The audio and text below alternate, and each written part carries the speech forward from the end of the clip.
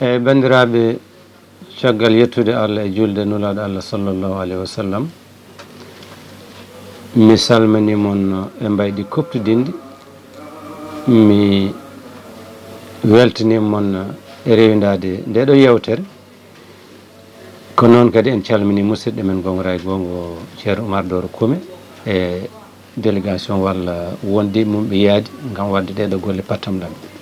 eyyi ceerno Oumar, ganɗon namnal minen almuɓe emin coftani ɗum ha no feewi, teskade haaran elle ko saggere wonande leñol ngol ha tengti noon enen rendo fulɓe. ha joni ronkama faamede ko adi fof min mboɗo heewi haalde khutba jam. Islam jogui ko julɗele ɗiɗi, julde korko e julde taske. Islam anda julde wonde nde wona ɗeɗo ɗiɗi, kala ko beelaɗa innira ɗum. ɗeɗo julɗele waɗi Allah rokkude ɗum yimɓe ko ɗe garata ko caggal tampere. ɓoyani ko jaltuɗen e julde taske, oɗon gandi balɗe sappo taske ɗe ko balɗe pattamlame to banggal dille, to banggal tampere, to banggal yiilade jawdi e yiilade wotti e gueɗe bani noon. accu ni tampere nde ɓuuri hewde koye hajjoɓe ɓe. so yeehi noon hankkadi te balɗe sappo tasɗe e wonande kumpotirɗe ɗum foti ko hoorede ñalawma juule jamma. ɗum sa yanti hen yiilade dépense e passe e layya e koltu, balɗe sappo ɗe gasiya tan tawa gasni. Allah wima julde nani noon, balɗe tati julde nani, belletoɗa hen. ƴeew korko balɗe capantati koraɗe ɗe, hoore jamma ñalawma juule jamma, ɓittodiral sadakuji, yiilade ko julde e gueɗe bani noon yanta e korka. Allah wiye so ɗeɗo golle paari noon julde nani. ɗum woni maana o. kono haaran kañum wona julde to banggal Islam. enen inniri ɗum julde, kono shari innirani ɗum julde. waɗi ɗum jibinede walla waɗi ɗum arde ko ganduɗen hen tugnade sunna. tumani nulaɗo Allah sallallahu alaihi wasallam feri Makka telleyi Madina,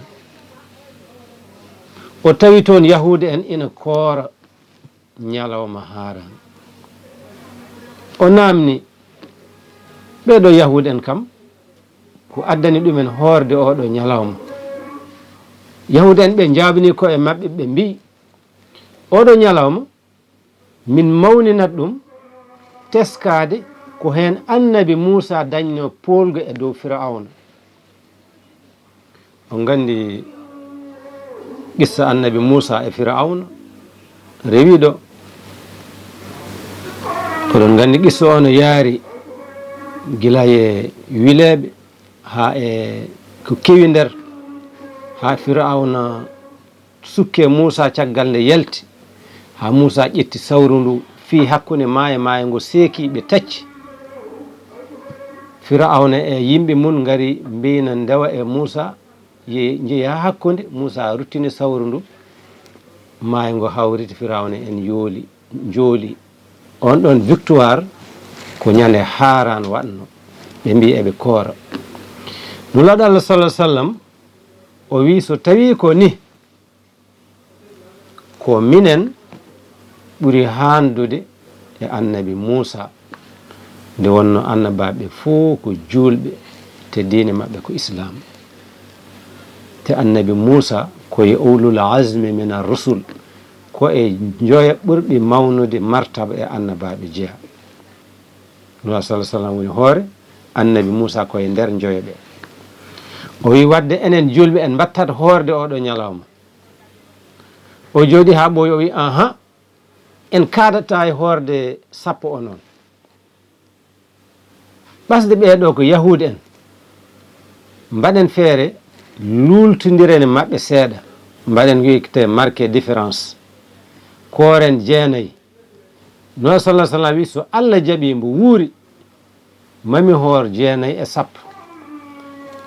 kono hawre hoddira Allah o tawa ko mo wuuri, kono o acciɗo konngol ngol. ɗum tagi woni hen ko heptina to sharia ko horde hen 9 ceerno Oumar ɗum ɗo koye tarih walla histoire ñalawma haaran jeeya wadde sen teskima ala fof ko nulaɗo Allah sallallahu alaihi wasallam joopi yo waɗe so wona korka ɗum ɓolum kala ko ɓesduɗa hen ko an ɓesdi kono bindi celluɗi ɗi kam teskaki ɗum ɗon eyyi wadde sunnina hen wona hay sunno tengtuɗo ko sunno mo ganduɗa sa waɗi ne moƴƴi ko baraji ɓoli e moƴƴere sa ronki basi ala kora 9 ina hawra alarba 18 août e alkames 19 ñande 17 yo Allah tawna men ceerno Oumar ko ɗum ɗon woni seeɗa e jubbande histoire juulde ko mbiyeten ko juulde haaran eyyi ceerno Oumar ko kalɗa ko fof yiyama teskama e nder rendoji men kono yahano garta fof mbawɗen ɗum innirde ko bidaji bida woni ko sosa ala ɗaɗol tiɗgol nattina e nder diine islam a wawa ɗum dañande dalilu jiyotoɗo memotoɗo celluɗo nokkaɗo e deftere Allah e sunna annabi celluɗo wadde noon ɗen ɗon gueɗe baɗeteɗe hen ɗe fof woɗɗani aadaji walla bidaji hayni innirde ɗum aada mataw ɓuuri newade nde wonno innirde hunde ko diine taw wona diine ko bonande mawde e nder diine wadde noon kew o wadde ɗum kirade mbaɗa ɗum taletew mbaɗa ɗum ko cifiɗa nder ko ɗum ɗon fof ala hen ko tabiti ko horde ñalawma sappo ɓiijo o walla kora 9 garta ndeeƴa ala ñamde toɗɗade hen ala gollal gongal toɗɗogal hen ala du'aw toɗɗade hen ala jangde toɗɗade hen ɓulo Allahji ujunnaji batteɗi ɗi yo kiraɗe lacceje ɗe yo nayi kirsteɗina ƴele eko way noon momde ko e alyatimeɓe holtade ga finade ga ɗum ɗon fof ko bidaji ɗi ganduɗa ƴial tiɗgal ala hen ƴettude sharia Allah ceniɗo o ɗum noon so yimɓeɓe so mbawi accude ɗum ɗon ɓuuri kaaɗa e korka balɗe ɗiɗi ɗe so ronki ñalawma goto o bandiraɓe diine wona ko membate diine wona ko hayni gacca mbasa wadde diine membaɗa ha daña ko laaɓi daña dalilu gandal ngal adito baɗal ngal ɓuuri holnade aɗa naata ko ganduɗa andana ɗum haydara janggo jaam mawnikinare walla gacce jagguma koroɗa hen yaltude walla kalaneɗa calaɗa nande wontana cheyɗane jiiɗu mawɗo e nder leñol he ete ɗum noon yo Allah dannu men hen ceerno Oumar ɗin ɗon sewo sewuji foti ko accede eyyi adi foof jomiraɗo tedduɗo towɗo nde tagui aade nde goto foof koko dottana ko wurata jotodirani haydara e ñalawma sappo haaran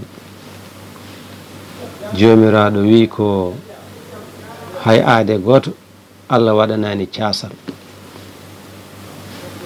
o refti o wi hen fittanu fof koko meɗata mayete o wi annabi beela an sa ruttima e joome kamɓe ɓe cikkata koɓe sasoɓe casal alana hay goto tabiti e hadis celluɗo neɗɗo so toɓɓama e reedu yaye mum ha dañi balɗe 4 ko toon lajal mum windete arsukaji mum e gueɗe ko foti ɗum heɓtade e ko foti heɓtade fof ɗum noon hecci haaran wadde ɗum ɗon ko haalaluji ɗi cellani ɗi mahaki e dalilu yenti hen kadi ko namniɗa namnal gongal ngal eyyi ɗum ɗon ala hen ko selli hay tan hakkille ceniɗo jaɓani ɗum ɗon wiide yo yimɓe ɓornanteri kanturi ndi ina naata e galleji, rewɓe worɓe ina jillodira, ina konga, ina ngama, ina mbiya ko e diine jeya. ɗum ɗon yettere Allah ni ɗumi momto, kono kam majjere ɓurani ɗum. asli mum ko majjere mawde woni ɗon, yo yimɓe certu hen. ɓuri hen bonde ko debbo jogo kultu gorko, gorko jogo kultu debbo, walla ɓe gujo ndondi, walla ɓe mbaɗa gueɗe kanture ɗe ganduɗa hay tan aado ceniɗe jaɓani ɗum ɗon. Allah haalani noon ɓe moltoto ko e diine. ɗum ko selli ala hen to banggal sharia. ete noon yimɓe ɓe kaali kalti, teskama noon kam e rendoji teeruɗi e ɗumi usto. elle ɗum yaaduno koye majjere ɓurtude e wemre, kono nani usto. kono ha joni kam waɗoɓe ɗum ɓe, sa ƴeewi a ƴewtodima a tawat ɓe pawani ɗum e gandal, ɓe pawani ɗum e sharia, ɓe pawani ɗum hay tan hakkillantagal ceningal miccotogal. nura sallah sallam ina huuɗi gorko nanda kintoɗo e debbo, walla debbo nanda kintoɗo e gorko. ina kadi sharia kadi ina ñiŋi jahowo no hongo e nder galleji, ina lorlo julɓe, hayɓe gona julɓe no loro hen, kongi ɗi e ngamri ndi e natgol e jaltugol. ɗum ɗon fof yaadani e sharia. sharia ina yaadi e hakkille ceniɗo ko ganduɗa kala ko suufi e hakkille so ƴeewama wona sharia. sharia haale ɗum ɗon ko adi fof, aya jarateɗo tawa ko ñande haaran, alaɗa ɗum tabita e sunna. mi haalanino mon naane, so tawi ko yowite haaran tabitani e sunna ko selli ko wona horde nde. wadde binduɗo aya mum, walla taƴi cimoje mum, walla taƴi jaɓe mum poɗɗe wirdede, ɗum ɗon ko kañum waɗi engagé, kay andi ɗe ƴoogi ɗum ɗon eɗe ƴetti ɗum ɗon. kono sharia islam ummorade laabi sunna ɗi e defte hadisaji celluɗi, ala hen ɗo ɗum feeñi. mbi sikki ɗon leeri. yanti hen kadi neɗɗo hadema e ƴettude hunde innira ɗum diine, aɗa hutoro ɗum, ɓuri wonde farille e dow ma ko mbaɗa hen witto jahaɗo poɗɗa yaade ha daña hen ko selli. anduɓe hewɓe ina kirjina hay sa sikki ɗum ɗo no moƴƴi, ma dama a suwa hen dañde ko laaɓi woto wat.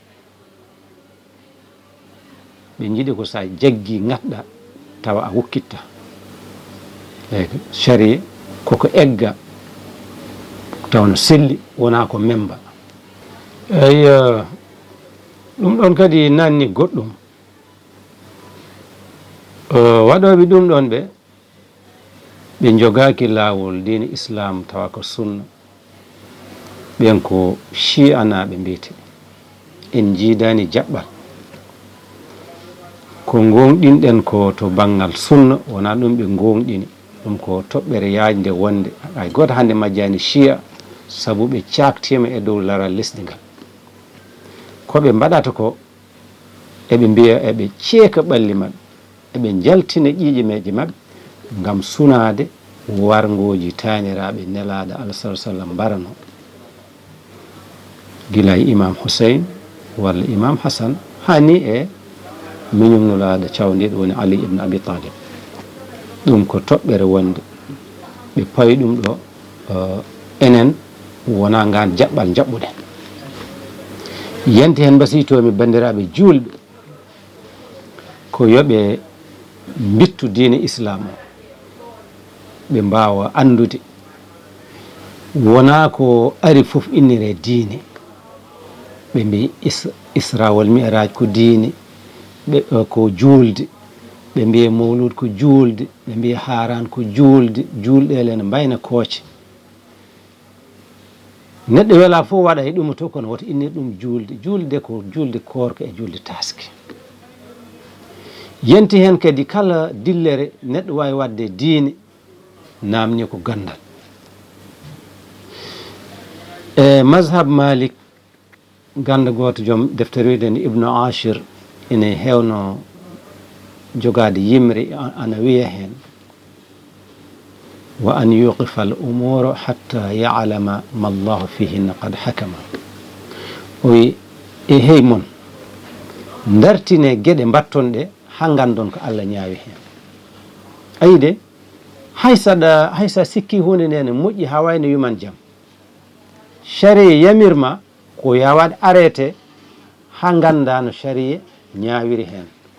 Par ce que sharia hen sahaji ina namni quantité, ina namni façon no waɗirte, sahaji namna maɗa poɗɗa ɗum wadde. Sharia wona heeɓi ñoggo. Ɗo e gurdam men aɗa wawi wadde gueɗe ma, kono sharia kañum waɗi kono faltorto. Tawi ko ina namni limore kay tottatma limore, tawi ina namni nokkude foti waɗede kay haalnanma nokku foti waɗede, tawi ina namni no waɗirte kay haalnanma no waɗirte, kono wona marñade walla membade. Diine islam so yehi to sahih Bukhari e Muslim woni toon ko damal al ilmu qabla al amal, yo gollal wattina gandal, yo gandal adita gollal. Wadde noon ko gandal ngal sohla ko adi gollal ngal, belma gollal ngal wawa fewde. Ceerno Oumar ko ɗum ɗon joginomi, mboɗo wasiyo bandiraɓe julɓe, wasiyo ɗumen kadi yo janggu ganda ka enen jogui diine mbo ganduɗa adi hen tellade ko iqra janggu. Wadde noon sa wi diine ma a jangata ɗum ha mawna, aɗa jokki golle ma a janggani, aɗa jaggiri ɗum no hoybiri ni, aɗa membito aɗa waɗa ɗum ɗon, mboɗo sikki a ala gantu. Janggo jam heptima fof an toñi hoore ma. Weltare mawde kadi e huccidirde e WINNDERE-TV. Ceerno Oumar dowro komi leñol ngol fof no du'onoma an eɓe gollodirta. Kala ɗo kettuɗa ma waɗ foyre, ma waɗ nafoore, ma waɗan leñol ngol gartam. Kalanɗoma e mbo haalananima fof ɗum kam ana woodi. Wadde noon emin cuusnuma, emin kirjinma ya tabatin jaɓɓalma ngal, ganda mo yiyani fof Allah e nulaɗo mo jii, julɓe jii. Ɗum noon a weltanama no feewi. WINNDERE.